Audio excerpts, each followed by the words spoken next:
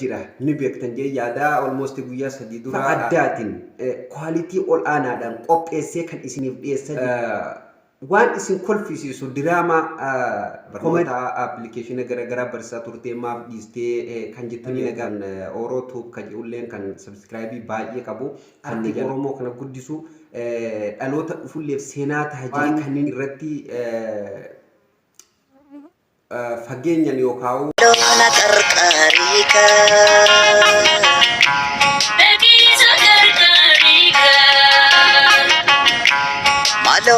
Assalamualaikum warahmatullahi wabarakatuh. Ashama harka fuune jirra warreen amantii biraa akkam fayyaa keessanii ani fayyaa kiyya qaxaleen keessan jabaan kolfisiisan taphachiisan qirqirsaan oo'isaan oksijiin oromiyaan ani nin jira isinoo akkamnaa jirtan akka fayyaa qabdan akka nagaa jirtan abdii guutuun isinirraa qaba oksijiin oromiyaan kofalchiisan keessan tapsiisan keessan bashannansiisan keessan oo'isaan keessan ni jira galata rabbiiti oksijiin oromiyaan eenyu oksijiin oromiyaan nama akkami jettanii kan yaaddottan yookaan kan atimaa viidiyoon hin baane jettanii kan dokumentan kuno oksijiin oromiyaan dhufee jira kana oksijiin oromiyaanii simaddaa maatiin oksijiin oromiyaa hundi keessanuu baga nagaa taatan isiniin jecha har'a maaliif oksijiin oromiyaa waanuma jabaateetu kaameeraa dura dhaabutti jira kan jedhulleen hin dhabamu jechuudha sammuu keessan keessatti egaa akkuma beekamu oksijiin oromiyaan channel haaraa banee jira ni beektan jee yaada almost guyyaa sadii dura isin beeksiseen ture har'allee immoo bifa viidiyootiin qabadhee kan dhiyaadhee channeluma kana beeksisuuf jeeti channel kanarratti barnoota ammayyaawaa haala yerootiin wal qabatu bifa addaatiin quality ol aanaadhaan qopheessee kan isiniif dhiyeessaa jiru oksijiin oromiyaan channel oksijiin oromiyaa irratti immoo seenaalee garagaraa gorsa adda addaa baacoo waan isin kolfisiisu diraama komedii gosa addaa jechuudha isiniif irratti hojjetaan jira jechuudha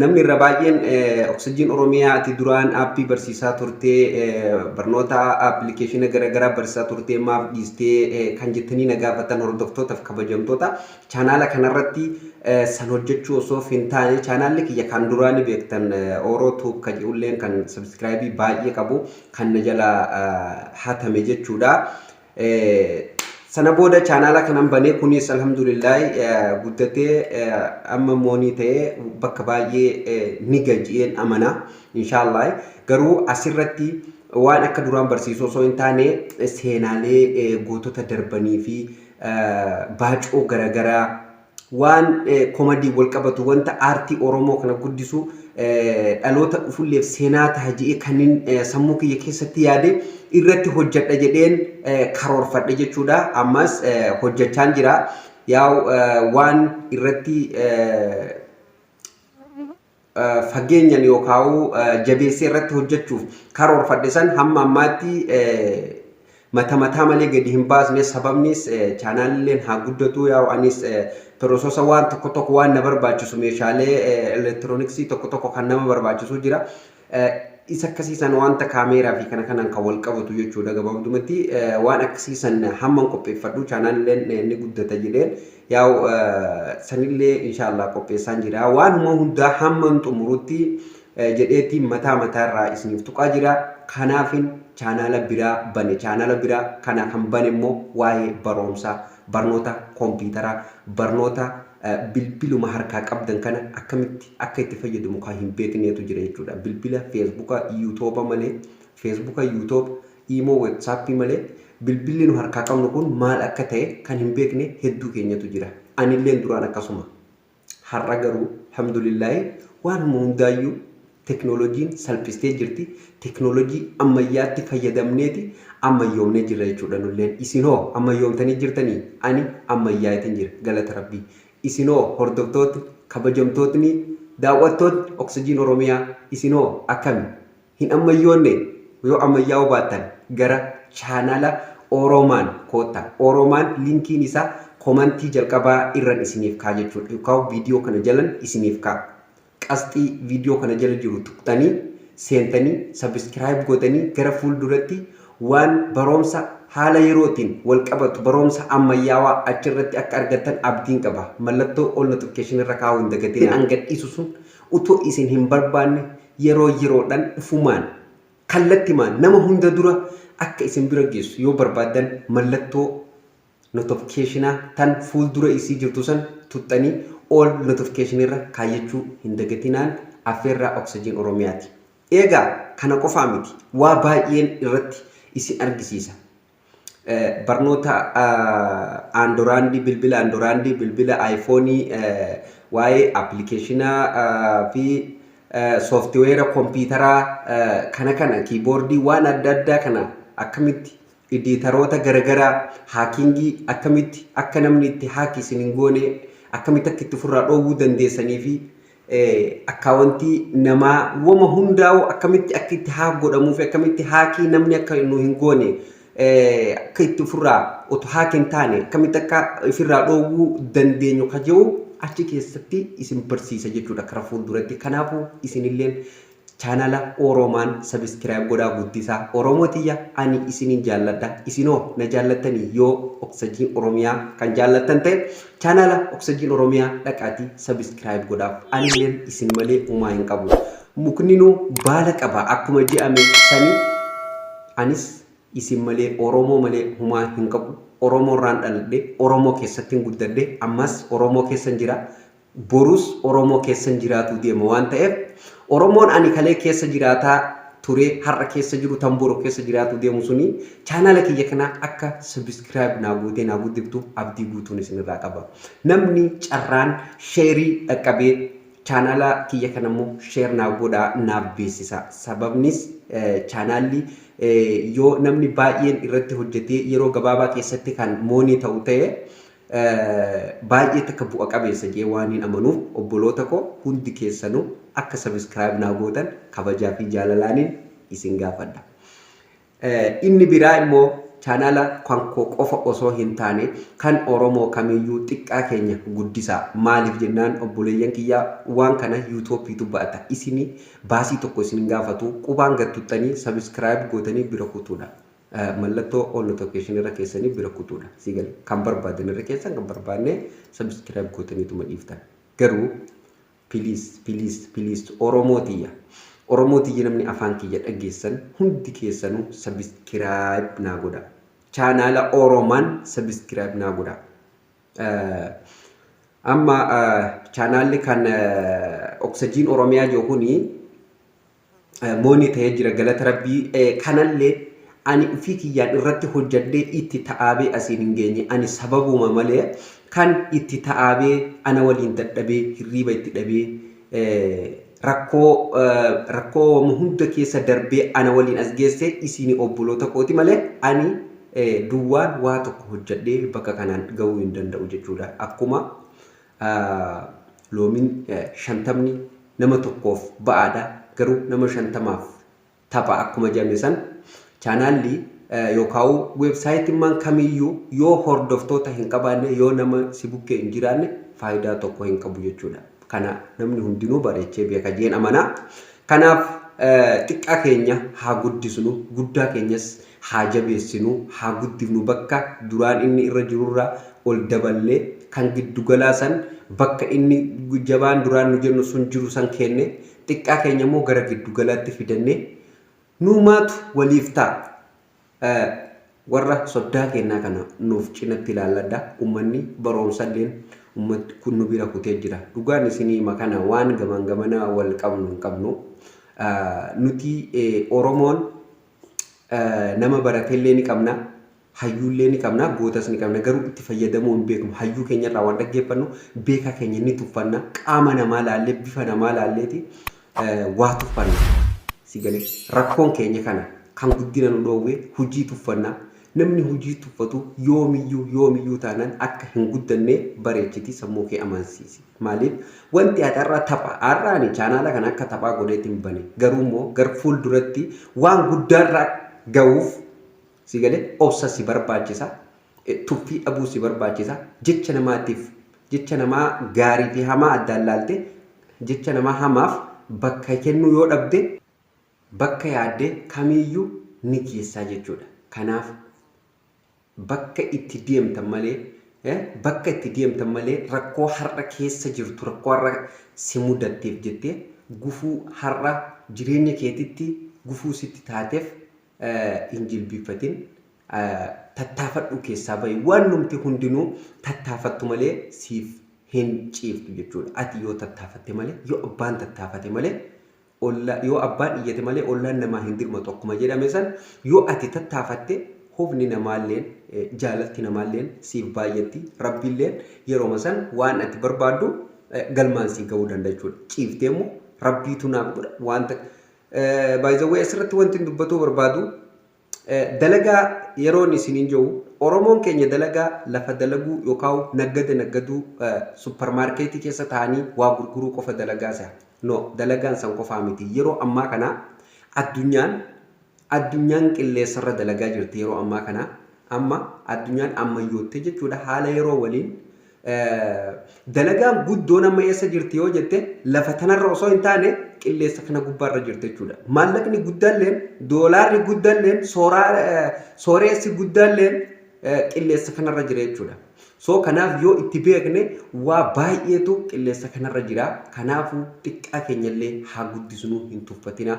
Ijoollee keenya tan Oromoo tan sabiskiraayibiin isaanii kumaa gadi yoo akkam xiqqaate kumaa gadi jiru dammartanii akka isiniif dandamutti wal gargaartanii chaanaala isaanii guddiftanii fi namni garee adda addaa keessa jirtanillee namni yeroo garee keessaa gareen addatti yeroo sagantaatiin alatti viidiyoo gadhiifateellee viidiyoo nama sanillee laaltanii fi viiyuu isaa baay'iftanii fi jabaan jettanii komentii isa jajjabeessitu yoo barreessitaniif namni sun hamilee godhatee jabaatee as ba'a jechuudha. Waan addaa qabatee as ba'uu danda'a jechuudha.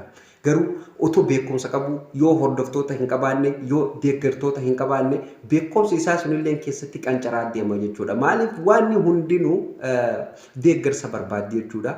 So kanaaf wal haa deeggarru wal bira haa dhaabbannu. Viidiyoon yoo isinillee fayyaduu baate dhaggeeffadhaaf. Yoo isinillee fayyaduu baate si galee amma namni tokko faayidaaf kan laalu jira. Faayidaa gizee jiru fakkeenyaaf appilikeeshina wayii kan intarneeta bilaasha hojjetu kan namni gadhiisu jira. Appilikeeshina san akkamitti akka dalasiifatan irraa barachuuf taa'ee ilaala jechuudha. Sun isaa faayidaadha. Garuu kan faayidaa akkasii san otoo irraan argatin lama fakkeenyaaf viidiyoon amma isiniif waraabaa jiru kana gorsa kana namni barbaade hin dhaggeeffata kan hin barbaanne hin dhaggeeffatu. Garuu yoo barbaadullee baatte anaaf faayidaadha. Keessafuu nama ijoollee moonii taateef anaaf faayidaa waan ta'eef jechuudha. Please yoo xiqqaate akka seera yuutuubiittis yoo xiqqaate daqiiqaa 5 ol otoo namaaf laaltanii hiriyaa keessanillee daqiiqaa 5 ol osoo laaltanii fi baay'ee takka gaariidha jeetiin amana. Kanaafuu obboloota kiyya hundi keessanuu isin jaalladha isin kabaja. Chaanaala kiyya kana akkanaa guddiftanillee abdiin isinirraa qaba. Inshaallah baatii akkarraa akka sabiskiraayibii kuma naaf galchitan abdiin isinirraa qaba. Oromootiyaa wanti beekuu qabdan ani sa'aatiif isin rakkisu. Kiroomii keessa naa bulaa maal jee isin rakkisu. Sa'aatii kunoo waa hundinuu guutuudha. Ani nin guutadha sa'aatii waan tokko sa'aatiif isin rakkisu. Wanti aan barbaadu maatii sabiskiraayibii kuma takka qofan isinirraa barbaada. Mee sabiskiraayibii kuma takkaa bara 2,000 isin hin jennan. Sanii ol akka barbaaddetti irratti hojjettee yaa'u kasiif maatii ta'ellee nasiibaa kan siif maatiin ta'ellee nasiiba waan ta'eef akka barbaadde irratti hojjetuu dandeetta jechuudha. So kanaaf ani kan hin barbaadu garuu hammummoonii ta'u sabiskiraayibii kuma takka qofan isinirraa barbaada jechuudha. Kanaaf hordoftoota kiyyaa sabiskiraayib naa godhaan isiniin je'a isin jaalladha isin kabaja wal hin tuffatina dalagaa hin tuffatina dalagaa jabduurra jirtanii jabaadhaa dalagaa amma Oromoon namni keenya baay'inaan duraan sooshaal miidiyaa kanarraa fagaatee jira. Waa'ee sooshaal miidiyaa kanallee irraa hin beeku. Garuu amma Oromoon hundinuu karaa sooshaal miidiyaa dhiyaatee beekumsa isallee babal'ifatee jechuudha. Waa baay'ee dalagaa jira. Kuni anaaf gammachuudha dhugaa maaliif namni kee yeroo bakka gaariitti argite waan gaarii hawwitaaf akka inni dhaloota yeroo ammaa jiru kanaan wal qixxaatuuf waan dandeessu hunda yoo hojjette waan biraatti waliin caalu dandeettii yoo taates dandeettiin ni baratamti yaa'u namuu kan garaa haadhaa keessatti barate hin jiru kan garaa haadhaa keessaa beekumsa yookaan dandeettii waliin dhalate hin jiru namni hundinuu eeguma lafa dachii lafaa kanarratti dhufee waan hundaa'u sammuu namarraa baratee bakka har'a anaafatti dhaabbannee haasofnu kanallee kan nu geesse maali? Kana uumamuu keenyaatu asiin nu ga'e jechuudha. Otoo uumamuu baannee yaa wanti dubbannu hin jiru. Uumamuun keenya garuu akka nu barannee dandeettii addaa horannee addunyaa wal qixxaannuuf carraa nu bane jechuudha. Kanaaf galata rabbiiti kuni rabbii akka waa xiinxalluuf akka barumsa waan baranne sammuu keenyatti qabannuuf kan haala nu mijeessee sammuu keenya nuuf kenne alhamdulillah galata rabbii galchuutu nurraa eegaman isiniin jaa. Egaa hordoftoota fi kabajamtoota viidiyoon har'aaf qabadhee dhufnelleen sa'aatiin kiyya na daangessuuf deema waan ta'eef viidiyoo biraatiin akka walitti deebinu abdiin qaba. Waa baay'ee isiniif qabadhee akka dhufus abdiin qaba. Egaa Oksijiin Oromiyaan waan waadaa seene san qabatee dhufu malee hin hafu.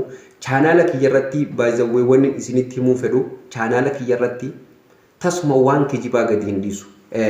Seentanillee hamma amma duraa kan hojjedhellee seentanii ilaaluullee ni dandeettu.